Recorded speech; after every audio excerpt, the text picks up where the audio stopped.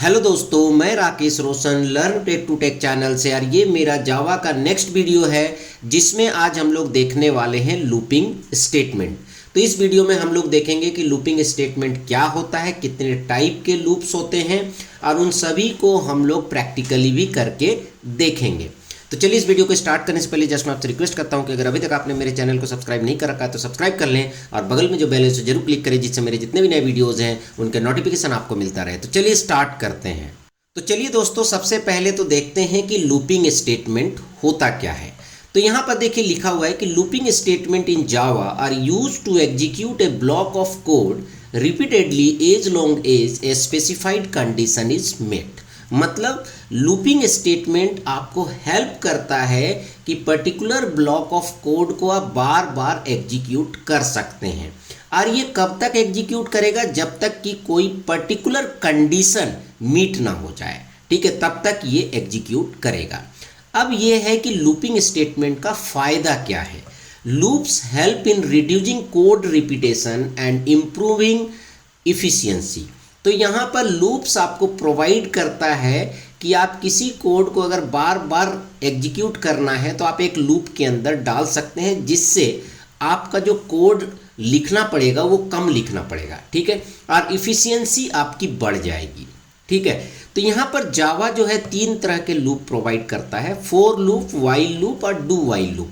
Generally अगर आप कोई और प्रोग्रामिंग लैंग्वेज पढ़े हैं तो जनरली ये तीनों लूप आपने पढ़ा होगा, ठीक है। और यहाँ पर मैं आपको बता दूं कि अगर आपने ऑलरेडी सी या C++ पढ़ा है तो यहाँ पर तीनों लूप का काम करने का तरीका लगभग सेम है जैसे कि C और C++ में है।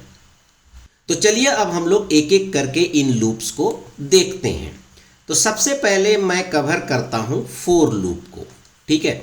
तो मैं आपको बता दूं कि फोर लूप हम तब यूज करते हैं जब हमको पहले से पता होता है कि कितनी बार हमको किसी चीज को एग्जीक्यूट करना है, कि मुझे 10 बार करना है, 100 बार करना है, 1000 बार करना है। The for loop is used when the number of iterations is known before hand. मतलब आपको कितनी बार एग्जीक्यूट करना है पर्टिकुलर ब्लॉक ऑफ कोड को, वो आपको अगर पहले से पता है तो आप फोर लूप यूज करेंगे। यहाँ पर फोर लूप में 3 पार्ट्स होते हैं, इनिशियलाइजेशन, कंडीशन या फिर इंक्रीमेंट एंड डिक्रीमेंट। तो यहाँ पर एक्चुअली ये आप बोल सकते हैं कि ये इनिशियलाइजेशन के लिए है, ये कंडीशन के लिए है, ये अपडेट के लिए है, बट ये 3 एक्सप्रेशन आप फोर लूप के अंदर लिख सकते हैं। पहला एक्सप्रेशन काम करता है इनिशियलाइजेशन की तरह, दूसरा एक्सप्रेशन काम करता है कंडीशन के लिए और तीसरा एक्सप्रेशन काम करता है अपडेट के लिए। मतलब अगर किसी वैल्यू को अपडेट करना है, और उसके बाद जो भी आप इस कर्ली ब्रैकेट के अंदर लिखेंगे वो बार बार एग्जीक्यूट होगा जब तक कि कोई कंडीशन फॉल्स ना हो जाए, ठीक है। तो चलिए अब देखते हैं, एग्जाम्पल से समझेंगे तो ज़्यादा अच्छे तरीके से समझ में आएगा। तो यहाँ पर आप देख सकते हैं, यहाँ पर हमने लिया है पब्लिक क्लास, क्लास का नाम, public static void main string, ठीक है, ये तो जनरल है। अब यहाँ पर फोर लिखा है हमने, पहला तो फोर लूप के लिए फोर कीवर्ड होता है। उसके बाद यहाँ पर देखिए मैंने आई को इनिशियलाइज किया है। अब यहाँ पर कंडीशन दिया है कि ये लूप तब तक चलेगा जब तक I less than equal to 5 है, ठीक है। और उसके बाद हम इसे हर बार इंक्रीमेंट कर रहे हैं। तो क्या होगा कि यहाँ पर i का वैल्यू 1 से स्टार्ट होगा और ये जाएगा i का वैल्यू 5 तक। जैसे ही i का वैल्यू 5 से ऊपर होगा हम इस लूप से बाहर हो जाएंगे, ठीक है। तो यहाँ पर आप देख सकते हैं system.out.println आइटरेशन 1, ठीक है, फिर 2, 3, 4, 5, तो ये 5 तक एग्जीक्यूट कर रहा है। उसके बाद जब ये i++ होके 6 हो जा रहा है तो ये कंडीशन आपका फॉल्स हो जा रहा है, इसीलिए आप लूप से बाहर आ जा रहे हैं। यहाँ पर मैं आपको बता दूं कि ये जो इनिशियलाइजेशन वाला पार्ट है ये पूरे लूप में एक बार एग्जीक्यूट होता है। ये क्या होता है? 1 टाइम एग्जीक्यूट होता है, ठीक है। ये काफ़ी बार जो है प्लेसमेंट में पूछे भी जाते हैं। उसके बाद आपका कंडीशन चेक होता है। उसके बाद क्या होता है? कंडीशन चेक होता है। फिर आपका ये जो इनर स्टेटमेंट है, जो लूप के अंदर का स्टेटमेंट है, ये एग्जीक्यूट करता है। उसके बाद तब जाके ये आपका i++ होता है। तो यहाँ पर जो सीक्वेंस है एग्जीक्यूट करने का, वो सबसे पहले ये एग्जीक्यूट होता है, पर ये केवल एक ही बार एग्जीक्यूट होता है। उसके बाद सेकेंड टाइम आपका कंडीशन चेक होता है, थर्ड टाइम आपका जो इनर स्टेटमेंट है वो एग्जीक्यूट होता है, और लास्ट में ये इंक्रीमेंट होता है। ठीक है, तो इसलिए यहाँ पर ये 1 से 5 तक ये प्रिंट करेगा। ठीक है, अभी हम लोग सारे कंसेप्ट को समझ लेते हैं, उसके बाद हम लोग एक्लिप्स में जाके प्रैक्टिकली भी देखेंगे। अब यहाँ पर फॉर लूप का एक इन्हांस्ड वर्जन भी है, आप बोल सकते हैं एडवांस्ड वर्जन। जैसे सपोज दैट आपके पास कोई एरे है, एरे में 10, 20, 30, 40, 50 वैल्यूज़ है। ठीक है, अगर आपको इस एरे के एलिमेंट्स को डिस्प्ले करना है तो जनरली क्या होता है कि हम सी लैंग्वेज की बात करें तो वहाँ पर भी हमें लिखना पड़ता है फॉर i = 0, i <5, i++। ठीक है, और यहाँ पर मुझे लिखना पड़ता है printf %d, और यहाँ पर सपोज दैट एरे का नाम नम है। ठीक है, तो यहाँ पर मुझे i लिखना पड़ेगा, ऐसे लिखना पड़ता है। ठीक है, पर यहाँ पर जावा में फॉर लूप का इन्हांस्ड वर्जन है, इसको हम लोग फॉर ईच लूप भी बोलते हैं। तो यहाँ पर आप देख सकते हैं इसको कैसे लिखेंगे। तो यहाँ पर कैसे लिखेंगे, सबसे पहले लिखेंगे फॉर, उसके बाद वेरिएबल का नाम, ये वेरिएबल का नाम आप कुछ भी ले सकते हैं, और ये एरे का नाम। ठीक है, ये जो है इस एरे का नाम है, बीच में कोलोन है। अब क्या होगा, ये हर एक लूप में इसका पहला वैल्यू को उठाएगा एरे का और उसे नम में डाल देगा। तो पहली बार ये 10 प्रिंट होगा, उसके बाद 20 होगा, फिर 30 होगा, फिर 40 होगा, और यहाँ 50 होगा। तो यहाँ पर ऐसे आपको पूरा डिटेल में लिखने की ज़रूरत नहीं है, डायरेक्ट आप जो है एरे के साथ यूज कर सकते हैं। और केवल एरे नहीं, एरे और कलेक्शन दोनों के साथ आप इस लूप को यूज कर सकते हैं। तो ये जो है इन्हांस्ड फॉर लूप है। ठीक है, अब हम लोग आगे चलते हैं। तो अब आगे हम लोग देखते हैं वाइल लूप। तो यहाँ पर वाइल लूप जो है वो as it is C language की तरह है। तो सबसे पहले तो देखते हैं कि वाइल लूप हम लोग यूज कब करते हैं। The while loop is used when the number of iteration is not known in advance. अगर आपको पहले से नहीं पता है कि जो है आपको कितनी बार आइटरेट करना है, ठीक है, तो उस केस में हम लोग वाइल लूप को यूज कर सकते हैं। हालांकि अगर आपको पहले से पता भी है कि कितना आइटरेशन है, ठीक है, तो भी आप वाइल लूप को यूज कर सकते हैं। ठीक है, ऐसा बात नहीं है कि आप नहीं कर सकते हैं। ठीक है, it checks the condition before executing the loop body.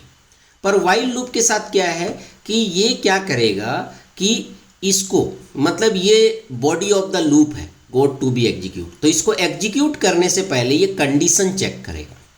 अगर कंडीशन ट्रू है तभी जाके ये अंदर जाएगा, और जैसे ही ये फॉल्स हो जाएगा आप यहाँ से बाहर आ जाओगे, लूप से बाहर आ जाओगे। ठीक है, तो इसका मतलब क्या है कि ये जो वाइल कंडीशन है ये तब तक ही चलेगा जब तक कि आपका कंडीशन ट्रू है।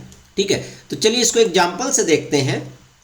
तो यहाँ पर आप देख सकते हैं कि सबसे पहले मैंने काउंट = 1 इनिशियलाइज किया है। तो मैं आपको बता दूं कि फॉर लूप में तो क्या होता है कि आप एक ही स्टेटमेंट में यहाँ पर इनिशियलाइज भी कर देते हैं, कंडीशन भी चेक कर लेते हैं और इंक्रीमेंट भी कर लेते हैं।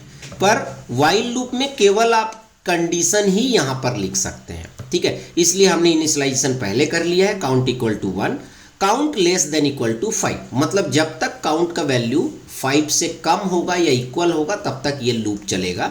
ठीक है, और हर बारी काउंट ++ हो जाएगा। तो पहली बार क्या है, 1 है, तो 1 इज << 5, यस, तो ये प्रिंट करेगा काउंट 1। फिर यहाँ काउंट ++ होके 2 हो जाएगा, फिर यहाँ पर आएगा 2 << 5, यस, तो यहाँ 2 प्रिंट करेगा। ऐसे करके ये 5 तक करेगा, और 5 प्रिंट करने के बाद यहाँ पर 5++ में क्या हो जाएगा, 6। तो 6 इज << 5, नो, फॉल्स, तो आप यहाँ पर बाहर आ जाओगे। तो इस तरीके से ये वाइल लूप वर्क करता है। ठीक है, अब हम लोग देखते हैं डू वाइल। तो मैं आपको बता दूं कि वाइल और डू वाइल लगभग सेम है, बट क्या होता है कि वाइल में जब आप अंदर जाते हैं, मतलब लूप के बॉडी में जाते हैं, तो आपका सबसे पहले कंडीशन चेक होता है।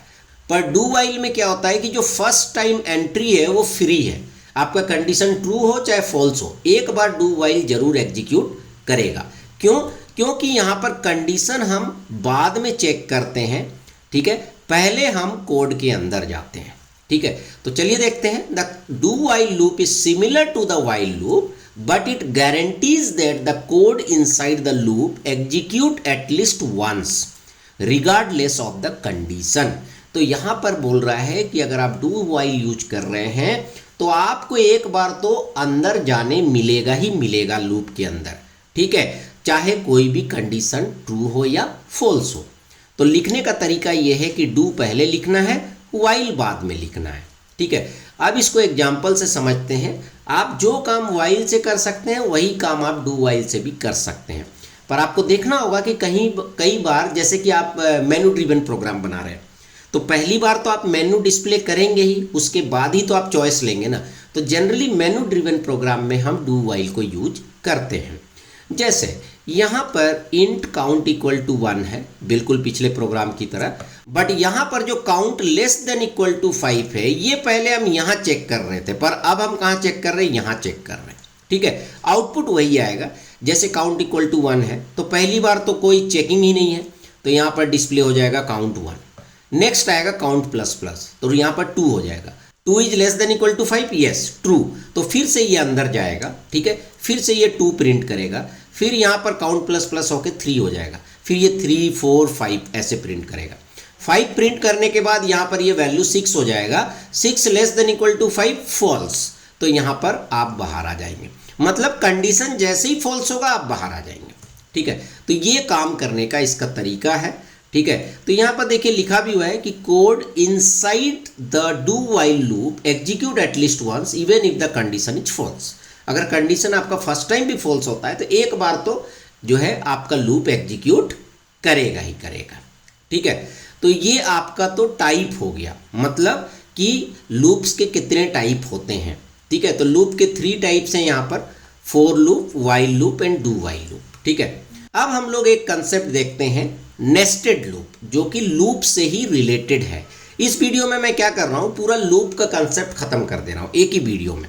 ठीक है, क्योंकि कई बार आप मल्टीपल वीडियो देखते हैं, आप ढूंढ नहीं पाते हैं। ठीक है, तो कम से कम एक कंसेप्ट आपका पूरा इसमें कंप्लीट होगा। ठीक है, तो नेस्टेड लूप का मतलब ये होता है कि एक लूप के अंदर अगर आप दूसरा लूप यूज करते हैं तो उसको हम लोग बोलते हैं नेस्टेड लूप।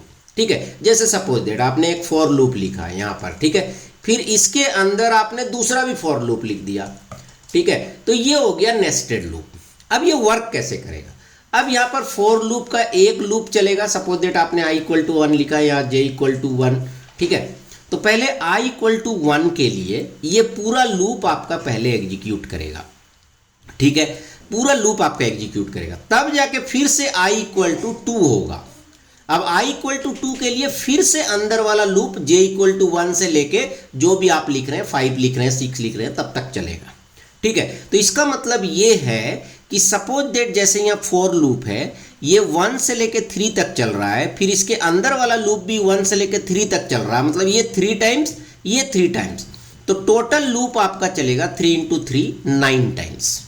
ठीक है, 9 टाइम्स, क्योंकि जैसे सपोज दैट पहला i इक्वल टू 1 के लिए जैसे आपने लिखा for int i equal to 1, i less than equal to 3, i plus plus, तो ये लूप चल रहा है 1 से लेके 3 तक।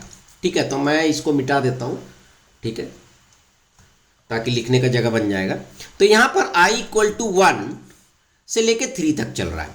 अब इस लूप के अंदर एक और लूप है j इक्वल टू 1 से 3 तक। अब यहाँ पर हम क्या कर रहे हैं, यहाँ पर दोनों का मल्टीप्लाई को डिस्प्ले कर रहे हैं। तो ये कैसे वर्क कर रहा है, चलिए देखते हैं। तो सबसे पहले i इक्वल टू 1 यहाँ पर आया है ना, फॉर लूप, उसके अंदर ये पूरा j वाला लूप चलेगा। तो इसका मतलब j equal to 1, j equal to 2, j equal to 3 times ये लूप चलेगा, फिर ये ब्रेक हो जाएगा। ब्रेक होने के बाद अभी जो ऊपर वाला लूप था i इक्वल टू 1, केवल ये एक बार चला है। अब अगली बार ये चलेगा i इक्वल टू 2 के लिए। ठीक है, अब फिर से ये अंदर आएगा तो फिर से j जो है 1 से 3 तक चलेगा, j equal to 1, j equal to 2, j equal to 3। उसके बाद ये फिर से ब्रेक हो जाएगा क्योंकि ये j इक्वल टू 1 से 3 तक है। पर ये जब फिर वापस जाएगा तो देखेगा अभी i इक्वल टू 3 तो बचा ही हुआ है, i इक्वल टू 3 बचा है। ठीक है, क्योंकि i less than equal to 3 है। ठीक है, क्योंकि 2 less than equal to 3 true, तो एक बार और चलेगा और यहाँ पर i प्लस प्लस होके 3 हो जाएगा। उसके बाद ये जे फिर से 3 बार चलेगा, 1 2 3। अब यहाँ पर ये i इक्वल टू 3 हो गया। अब अगली बार i इक्वल टू 4 हो जाएगा, तो 4 less than equal to 3, no false, तो आप बाहर हो जाएंगे। ठीक है, तो इस तरीके से ये लूप जो है आपका एग्जीक्यूट करेगा। पर यहाँ पर आप क्या कर रहे हैं, i इंटू 1 मल्टीप्लाई कर रहे हैं, तो आउटपुट क्या आएगा, 1 इंटू 1 1, 1 इंटू 2 2, 1 इंटू 3 3, फिर 2 इंटू 1 2, 2 इंटू 2 4, 2 इंटू 3 6, 3 इंटू 1 3, 3 2 जा 6, 3 3 जा 9। तो इसलिए यहाँ पर देखिए 1 2 3 यहाँ आ रहा है, 2 4 6 या सॉरी 2 4 6 यहाँ आ रहा है, और 3 6 9 यहाँ आ रहा है। तो इस तरीके से नेस्टेड लूप काम करता है। तो आई होप आपको समझ में आ गया होगा, बहुत ही डिटेल में मैंने आपको बताया। ठीक है, अब उसके बाद जो पांचवा चीज आता है, जो पांचवा कंसेप्ट आता है, वो है कि लूप को हम कंट्रोल कैसे करेंगे भाई, है ना। जैसे सपोज दैट हमने लूप तो चला दिया 1 से लेके 10 तक, बट सपोज दैट किसी कारण से मुझे उस लूप को बीच में ब्रेक करना है, तोड़ना है। ऐसा नहीं है कि लूप मैंने चला दिया 1 से लेके 1000 तक तो वो चल रहा है।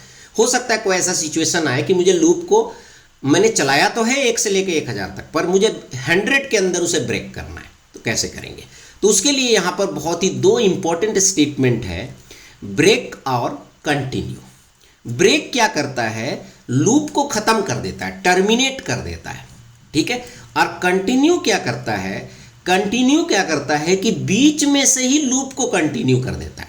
जैसे सपोज दैट कि आपने कोई फॉर लूप लिखा, ठीक है, अब इसके अंदर 10 स्टेटमेंट है।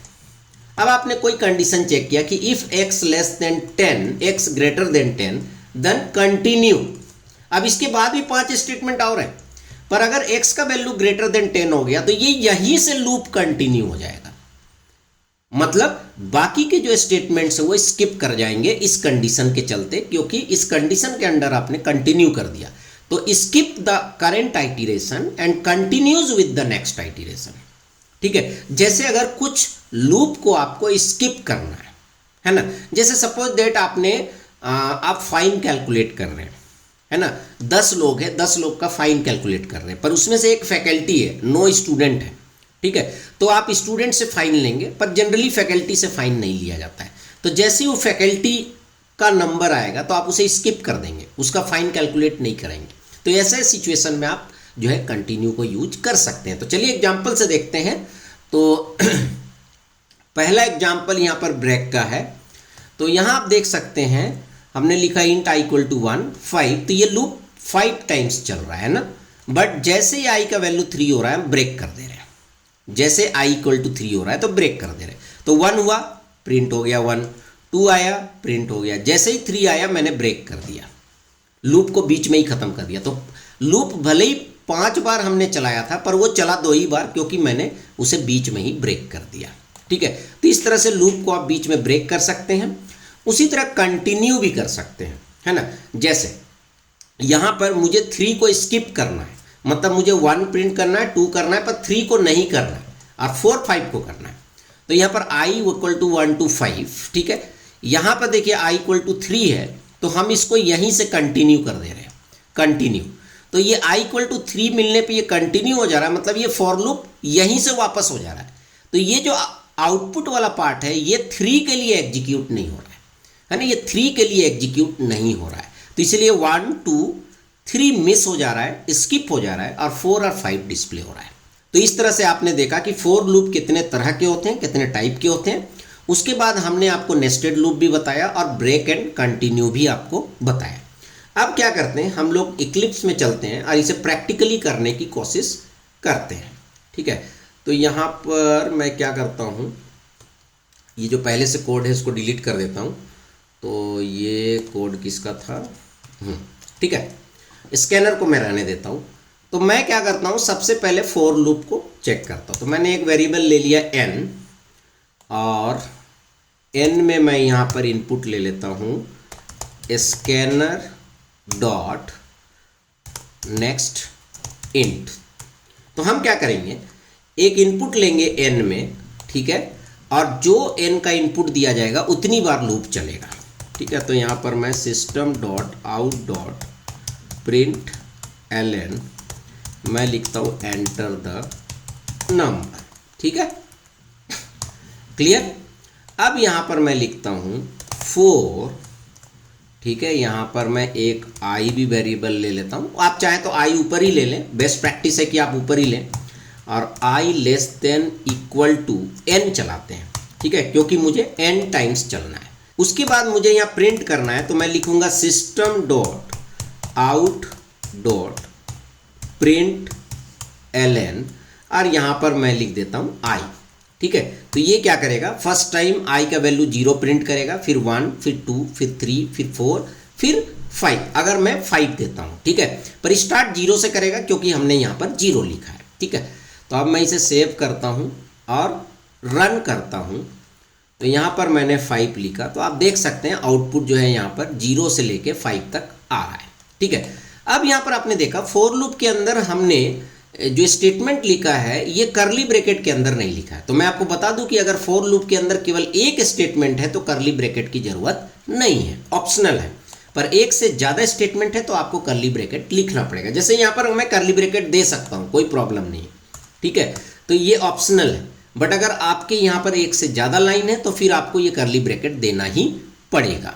ठीक है, तो ये तो हो गया फॉर लूप। उसके बाद एक हमने फॉर ईच बताया था। ठीक है, फॉर ईच लूप जिसमें हम लोग एरे एलिमेंट्स को डिस्प्ले करते थे। ठीक है, तो यहाँ पर मैं इसे लाता हूँ, कहाँ गया फॉर लूप, हाँ ये वाला। तो यहाँ पर मैं क्या करता हूँ, एक एरे ऐसे डिक्लेयर कर लेता हूँ।